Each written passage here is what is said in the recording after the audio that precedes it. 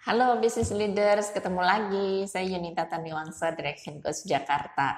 Nah, sekarang saya mau sharing kunci sukses untuk bisnis Anda di 2021.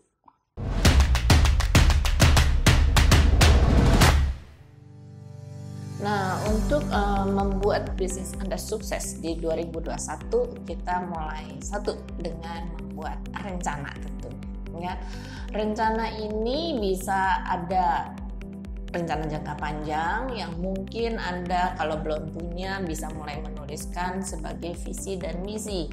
Jadi dari impian Anda ketika membuat bisnis ini, sekarang Anda mulai tuliskan menjadi visi dan misi bisnis Anda.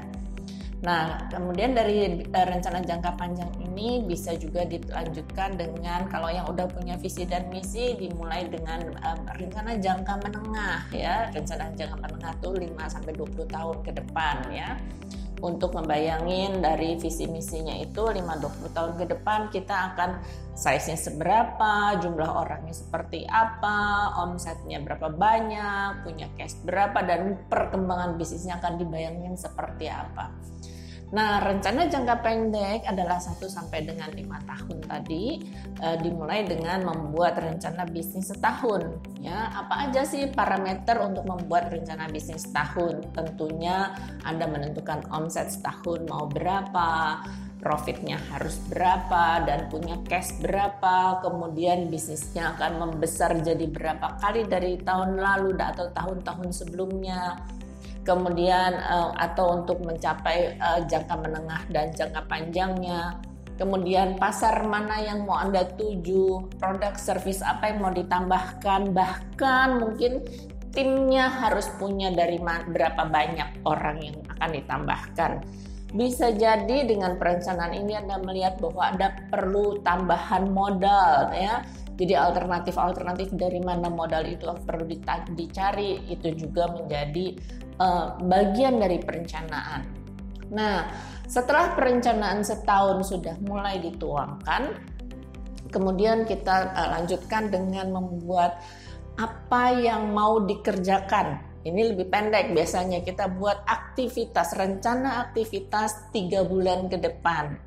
Ya, tujuan membuat rencana aktivitas 3 bulan ke depan adalah supaya kita tahu siapa di dalam tim yang akan melakukan peran apa dengan goals seperti apa, ya, dengan timeline harian, mingguan, dan bulanan tentunya.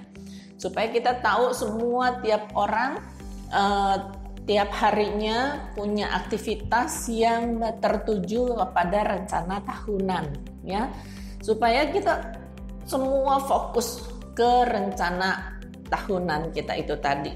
Kalau setiap orang, setiap tindakannya mengikuti dan tertuju kepada rencana tadi, akan lebih mudah buat kita bekerja sama dengan setiap orang yang ada di organisasi untuk mencapai atau merealisasikan rencana tadi untuk mencapainya. Ya, termasuk di dalamnya siapa yang akan ngejar omset. Ya, siapa yang akan menjaga profit yang ditargetkan supaya tercapai? Siapa yang membuat profit menjadi cash?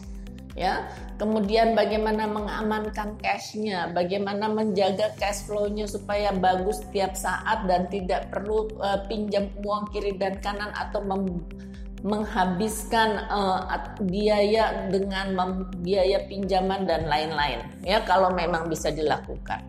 Kemudian berapa banyak klien baru yang harus kita dapatkan? Siapa yang akan fokus mencari klien baru?